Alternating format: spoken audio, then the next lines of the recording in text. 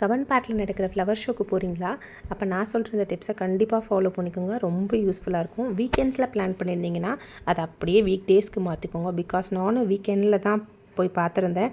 அங்கே இருக்கிற க்ரௌடில் என்னால் அந்த ஃப்ளவர் ஷோவை ஃபுல்லாக ஃப்ரீயாக பார்க்கவே முடியலை. அவ்வளோ க்ரௌட் இருந்தது.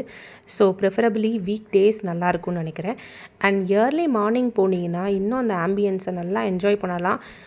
ரொம்ப பீஸ்ஃபுல்லாகவும் இருக்கும். அண்ட் ரொம்ப பெரிய இம்பார்ட்டண்டான டிப் என்னென்னா, கேஷ் கண்டிப்பாக கொண்டு போகணும். அங்கே நெட்வொர்க் சுத்தமாக இல்லை. ஸோ யூபிஐஸ் யூஸ் பண்ண முடியாது. ஸோ கண்டிப்பாக கேஷ் கொண்டு போங்க. அண்ட் இன்னொன்று என்னென்னா, நம்ம கார்லேயோ பைக்லேயோ வந்தோன்னா பார்க்கிங் ரொம்ப கஷ்டமாக இருக்குது. பார்க் பண்ணுறதுக்கு சுத்தமாக இடம் இல்லை. So public vehicles bus or metro use பண்ணோன்னா ரொம்ப ஈஸியாக இருக்கும். பஸ் ஸ்டாப்ஸும் சரி மெட்ரோவும் சரி ரொம்ப பக்கத்துலேயே இருக்குது. வாக்கபிள் டிஸ்டன்ஸ் தான். மற்றபடி கபன் பார்க் ரொம்ப அழகாக இருக்குது. சில்ட்ரன்ஸ் ரொம்பவே என்ஜாய் பண்ணுவாங்க.